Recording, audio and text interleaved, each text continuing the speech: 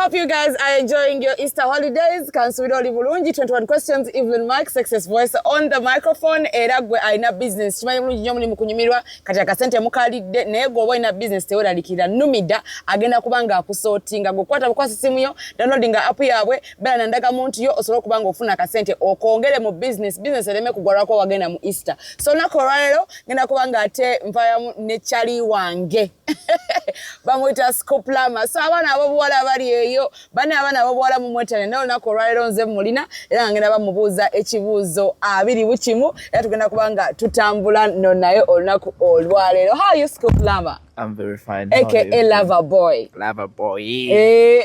Ngo shaba steak is every. Ona wakazi wameka nayo. Is it? Njala yes ina. Ate bakwegomba. Dembo kunegomba kwa. Badembo kwegombako. Tugenda kwa tutambula muno olunaku olwalero. Tuli no mmotoka ya mukulu.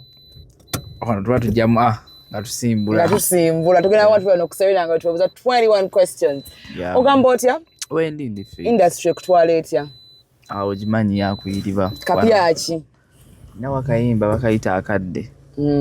Bakayita akadde ke kayimba akapya kendina sofa. Akadde nga bintu si byalaavu. No byalaavu manyi bisere bisinga Eva tubera mu mukwano naye ate tetuwa abantu betwagala budde. So akadde kintu kikulu nnyo mu mukwano. Omaye omuntu oba omwagala nawe omufisize dakika 10. Oba tugeze oba ovudde waka toli naye mukubireko omucekinge. Nga baby how are you? Ofunye ku kyokulya. Omaye emirimu gistressinga abasajja oba omukyalo oluusi aba agenze mu town ebiribamu. So biggest heartbreak. Bana tamayina kumanya ali netidde. Wine emyaka emeko. Mingi naye emyaka doza nga 21 nayingirira ebintu ebyo. Bori watandika kwagala ngo ina 21 years. 21 years. Naye ali netidde. Kwalango kwagala ngo 21 years. Nali mwana wa church. Olimba. Nali mwana wa church. Nayingire okuyimba. Nayingire okuyimba ebintu bino bitandise bukulu. Naye byali binetidde munna. Saakulaba mu struggles za copyright.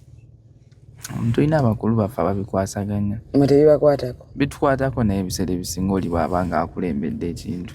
Babaddewo mu business for many years. So kabakivuge.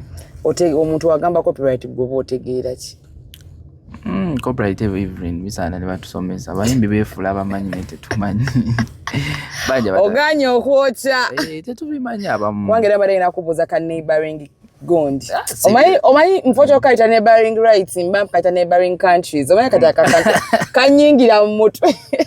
Banga kaita neighboring countries mfoto neighboring rights. I don't know abayimbi fine tujagala ne tulina ebitamanyi. So I think chiche twanfunye obudde ngayo tugirwanira tufuna n'obudde bw'otulo soma. Bantu kikati ennaku zino lookinga up to nogamba nti kati bana abayimbi benneegomba. Nze kuva dda nze nnyo nga neegomba Chameleone. Manyi Chameleone oyo nabingi by'omwogerako. Nalina sayidi ennungi n'embi naye bw'omusemberera ennyo alina ennungi. Ye muntu ayagaliza. Kintu ki kyewakamufunamu ekirungi? Kyerakamufunamu. Ogigawenako olimba ne palaso. Byebyo yes. Olimba olwatabuka nnyo. Nelusooka in fact wanyanjula mu industry naye lumala okunyanjula nga industry sigimanyi. Twali mu lockdown. Bwe twali mu lockdown. So nsinkana Chameleone mu bbaala. Nanze mabbali for like 30 minutes. Mumanyi. Nangamba osobola oyimba. Mu bino tobera ku pressure. Agenda okola ennyimba ng'ompeereza mpuliremu. So n'ennyimba nga muweereza ennyimba. Naye nga bw'omuweereza akuddamu. Anziramu ndo munange. Anziramu jasa okwenako zino twebuzeeko nga bw'omanyi ali very busy maybe nange ate nange ngattagatta obuwaya. Ne muweereza. So Chameleone yannondera natereera. Nangamba release this one. So mne ate n'ekirala kyemwagalako alina engeri gy'ayagaliza industry eno nti azze ayamba abaana oluusi n'abatakuwadde collab. Akuyamba somehow. Wakati nze ekyo already yanyamba naye kisikola nko naye luyimba. Okitegeera naye yanze mabbali kuba byali bingasse. Twogedde nnyo ku good moments. Yali ku disappointinzeeko. Oba mwineko bad moment je mwina gwe naye. Sirinda. Oyina bad moment. Ebanga lembaze naye sirinda linda bad moment. Katika mbuze omuntu okuba ne bad moment ne kamidi. Aba inakola kyokwe wala yo situation. Simanyi kuwasagala gamba nti Chameleone mumanyi nnyo. Otidde okwosa. Nda saga kumwogerako nga mumanyi nnyo but nze nfuba nnyo always omusanga nga ali happy tanako mulaba nga tali fit muli akawaani. Ovuddeyo nnyo ebiseera ebisinga ng'ogamba palaso. Kitundu ki ku career yo ky'osobola okugamba nti kino ekitundu bwe kiti, let me say 30% ebadde because of palaso? Okusookera ddala nali ntandika music. Nze nali nsiiga njala mu town. Nali mwana wa njala. Kati ngendo yingira industry. Even industry ya Bay. Kitegeeza sobola okunkola enjala? Nze nkola ebyo ebintu byonna nali mwana wa njala. So nzija lockdown nga business imaze okufa. Bigaddewo byonna. Tetukyalina kiddako. Naye nga nina oluyimba lwange olwo byebyo. Nenfatako abayimbi abamu. Bagamba munyambe munteremu nkoki ddoboozi. Abamu ne bangamba lubi. Abamu ne bangamba akaboozi ako wakanyumiza. Tujja mwogero oyo muyimbi. Ne bangamba lubi, ne bangamba tojja sobola biki. So why I always say palaso, kwa we nagenda wa palaso tiyampa chance eyo. Nangamba ikankuteremu eddoboozi. Netumala netukola oluyimba ate nanyambako no pushinga. So kati wendo wenyingira ki? Wenyingira industry. So kitegeeza nti ayina ettaffaali kunze. Ayina ettaffaali kunze. Waliwo tuzeko in point mu life n'ogamba music kamuleke. Music nakamuvaamu emirundi ng'esatu nga bwe wasooka muvaamu mwaka ki? Nasooka ne muvaamu awo ng'era ndi ku bbalo okwo nga neefubafuba ne muyimbi biki nebigaana. Nenkyusa n'engoye manyi bwe yambala ebintu by'abayimbi damage biki nensooka izo nenzigaba. N'olyoka oddayo bupya. Nensooka nengula essaati ez'emikono emiwanvu. Nail technician. Naye music yalina ekintu ekibeera kikusika. Gubanga muzimu. Gubanga muzimu nti gusobola era okuba nga olugolowooza okkakkanya nti obivuddeme ate nodda nogaka ngendeko mu studio nyimba akayimba sijja kata. Kati ogenda okwesanga ate ng'okatali. Ng'oerozize. Bituufu nti olina sugar mami? Sikimanyiiko. Lwaki bakuwayiriza nnyo ebintu nga bisalawundinga n'abakazi sugar mami? Anti kati olaba leero kale kankyogereko leero. Simanyi saagala nnyo kwegulumiza naye sirabika bubi. Ndi musajja alabika obulungi. Ndabika bulungi naye obuzibu obubeerawo abavubuka abasinga bamanyi nti okulabika obulungi kwa bbeeyi. Okulabika obulungi kwa layisi okusinga abanywa ebikubwa. Ate wuyo wava na mu njala ebintu ebisajjirira. Okulabika obulungi kwa layisi nnyo. Abantu bamanyi nti kati oyo kalabika obulungi ayagala abakazi. Kikakatako okuba ng'olabika bulungi. Babuuza oyimba wa emmotoka ng'ovuga za bbeeyi? Nze nnyimba. Tuli mu mmotoka ya Sqoop Larma. Nnyimba genda okebereza sipozitinga gye nnyimbye. Ninga nnyimba. Kati no Easter holiday baddeyo ne bookings nga mmeka? Gwe genda ojalaba abantu nga bapostiza Sqoop Larma ng'ayimba. Nze nnyimba n'ebyennyimbe byange. Sipozitinga show zange ze bannyimbye. Walina management gye walimu yakutwalanga e Dubai tugamba naye Sqoop aleesa amaanyi okyalina management yo? Well Dubai twagendangayo nga tugenze kukola bali batubuukinze nga shows netugenda netukola. Ate kinyambisiza kyo nti no bwe bajja mangu awo n'ofunawo gigs ze Dubai zeeweeru nga zakulinnya. Music wange akuba nnyo online okwe yakuba nnyo. So kati abaana b'e Dubai bamwagala nnyo. Big up abaana b'e Dubai awo ba King Ronnie ba Oscar ba Heavens, I love you so much. So banfunira gig nengenda nenkola omulundi ogwasooka ne banyumirwa nnyo endongo ne bampita n'omulundi omulala. Nenga kituufu nti no bwe mugendeyo Bulaya tebabasasula kubanga mugenze kuyimba? Simanyi naye nze bansasula. Bangamba babawa tiketi na shopping, abamu babawa tiketi na wakusula. Sagala kwogerera balala kubanze nze bansasula kyetaga n'obuuza kwa gwe bataasasula. Anti kati laba engeri gye bagamba nti n'abayimbi bagendeeyo ne bayimbira bwereere. Asingire nawe gye wali ng'ofuluma ate ng'oli muyimbi. Mulimu abamu abafuluma nga baagala lambula. N'asala wafuneyo gig. N'asala wafuneyo kati munnaye tomanya bayinza oba nga tebamusasudde nga yali fine nakyo nti abadde awulidde agenda bba mu kitundu. Olina collaboration n'omukazi? Tolina. Sirina. Opulaninga ddi ofune collaboration n'omukazi? Abawala abaliko tobalaba? Balaba ne nabo balina okundaba kuba nange kwendi. Naye omanyi ekintu kimu lwaki abayimbi mulina pride? Their business, I know showbiz. I know it is showbiz ne katika nkubuuze. Muwala ki kati gwolaba essaawa zino? Ayokya. Female artist, mono generation, so kove mu generation yaba Queen She. Mono generation. Eva Peace Mukambwe, she's so hard working. Ate alina omusajja omutuufu gwesinga wa respect. Nti akoze abantu bangi. Olabira ddala nga she's doing good. Kati gwe tosobola agenda n'osaba Eva Peace collaboration?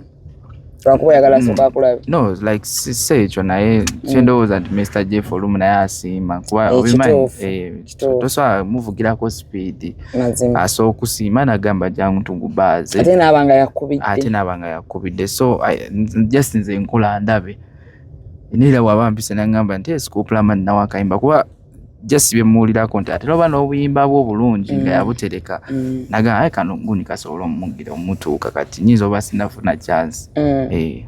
Ozuka kumacho soka kola ki? Nkakubuuza kubanga nkulabe mu kamera we no shaba stinga kufa. Soka kuba pressure up 15. Tekisoboka. Era kati tigwe newe tuyimira buyimiriza so kukubira ebibiri. Era ogena zinko yatuziteekemu. Mushonga shwewedde abantu balabe nti wakubye pressure. Abantu bazirabe nti wazikubye.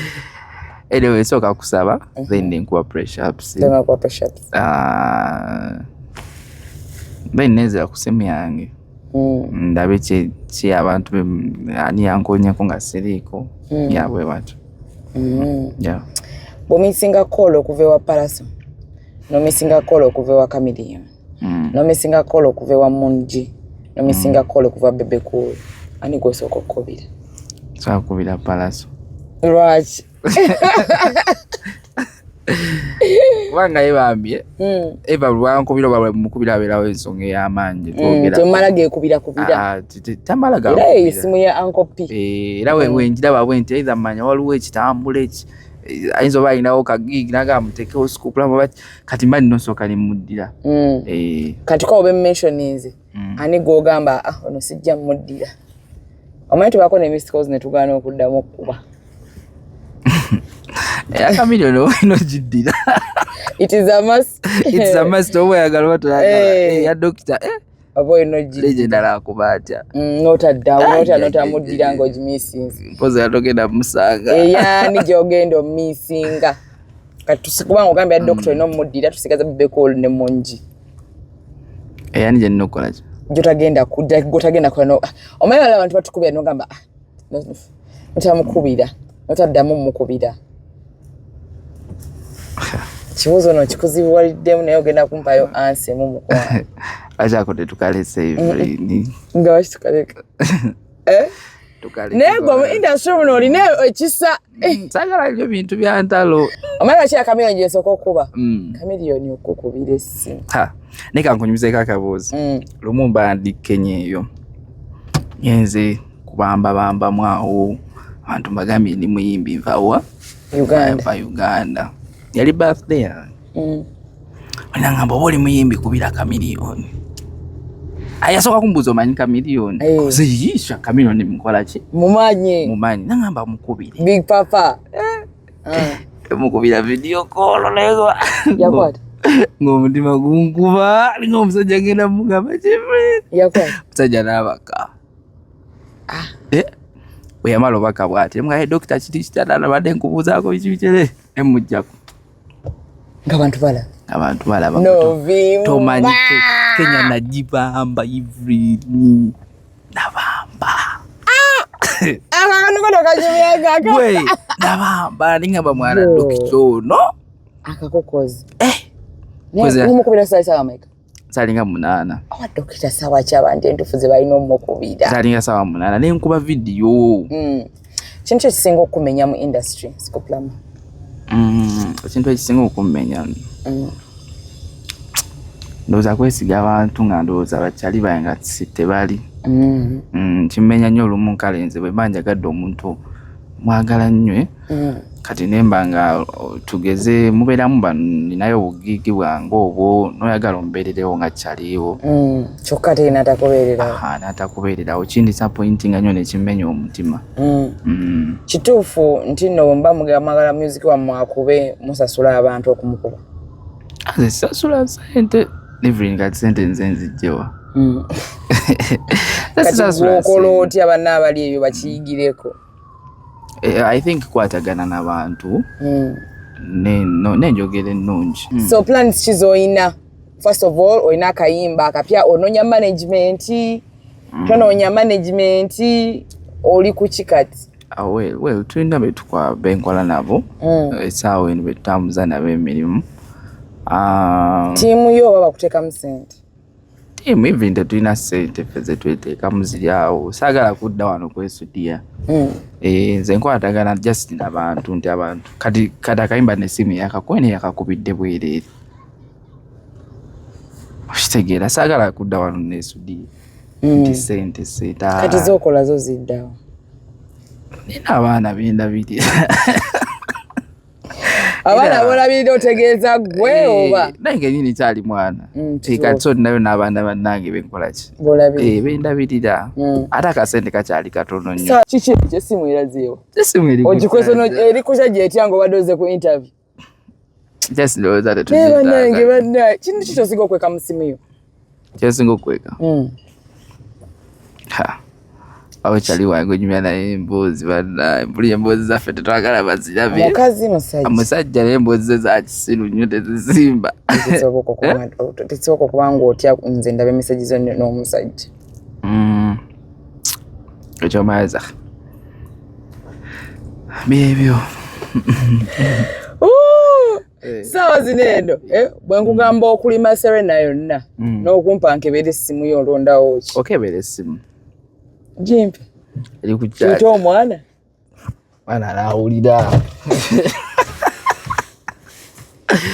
Everyone nani akusindisa oyinayo bambege abanayo nzita Sqoop wampozi wawandikira ennyimba zo newandikire endongo yange tuyagalayo kuwayo writer sente sinafuna sente naye nga writer wabanga gyali ngaasooka mpeera owerera akayimba nkaadiriza wano nayagala ebyobwerere kale ogenda kukola di concert Sqoop Larma wakwamala emyaka emeka mu kuyimba tubala emyaka emeka kati nayingira after covid awo so tulinga mu 5 after covid jibera myaka emeka tulinga myaka 4 gigenda mu 4 in fact 3 oyinamu ennyimba mmeka namu ennyimba zakaziwera 8 okay kati osuubira ddiro lituwaayo concert oba concert tekyali kintu kinene erimu abayimbi concert kinene but weetaaga n'okolera ddala music omungi kubanga concert weetaaga abantu bangi so kati weetaaga music ow'enjawulo okubanga buli omu like audiences ez'enjawulo okusobola tugeza okuba lugogo kuba kati kyekifo buli omu kyakola ki kyayagala lugogo yesinga obunene yesinga essaawa zino ku bivu lwe bagira waawe bategekera naye nga waliwo negundi namboole waliwo ne namboole tosotwalako enamboole olaba n'abaliwo tebannagendayo oyinza breaking barriers bantu bangi bagamba temufulumya music wammwe okubanga crossinga borders gooza kizibu ki okusookera ddala ffe nga ffe abakalengera kwogera ndowooza kufa abantu bawane tetwagala nnyo kintu kyaffe tetujanjawaza kyaffe omuntu abayimbi nga temusiima nga tujanjawaza ebintu byammwe even no oligendako mu gundi mu media z'abantu abalala eyo emabbali like baneiba bafe abo ogenda tya nnyo nebyaffe tebabikuba wano nebyaffe tebabikuba eyo ogendayo nga bamanya abayimbi batono nnyo olina okukuba ennyo okusala mu gundi yaabwe mu audience yaabwe naye wano omuyimbi ajja nga mu Nigeria alina akayimba kamu najja n'abafuukira obuzibu ne bajja omwaniriza wano ku kisaawe ne bamuleetera zirwenjirova ne bamuterako ebimuli ne bamuleetera no sigamba nti oba bitunyiiza naye nebyaffe like tubijanjawaze nti obuntu aba akoze ekintu wano ekirungi kibe kirungi tuleme nnyo okugamba nti ona like okusaaba ffe kwanza ndaba nnyo abantu okwo ku TikTok n'atuula n'avuma omuyimbi okuva ku makya ate ne baleeta omuyimbi ng'oluusi tamumanyi namumanya naye ne bamugaye tugende ku kisaawe waliwo omuyimbi agenda okujja nemubuuza ne musiki we tamumanyi ajja n'akulaga nti ate oli wakabi nnyo singa ono gwakola ki gwalaba wano wewaka so kati wano tukyalinamu eyo embeera obutatijjisa byaffe teri agenda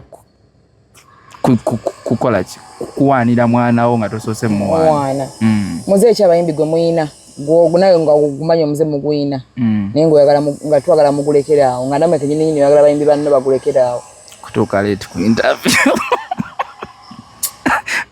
onkoza kati mwana gwe naye lwaki otuuse leeti ku interview yes wale tuyita straight joy kati ekisumuzo olina kitadde ekyemmotoka kiroyeza nekimbula gebazima jakate kugambire mu kamera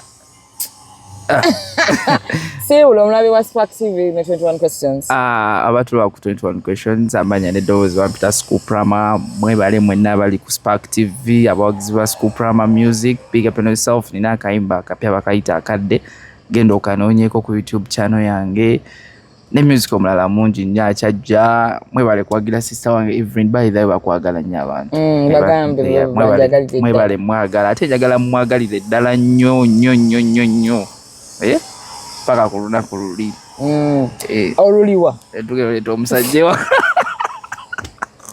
wookaya kanti kotera ogamba Sqoop Larma Sqoop Larma lava boy akakantu abantu bakaagala ndowooza kokola intro ng'otuuse ku stage akasaba kawulira bamanyi ensasa geze etuuse kale tukolera tusikwana olunaku olwaleero thank you so much tubagala nnyo kyolala kudownloadinga numida gwenno ayina business osobola okuba nga mu business yo oyongeramu akasimbi osobola ofuna amatabi ag'enjawulo munanga ate ng'okozesezza numida until next time see ya bye bye we love you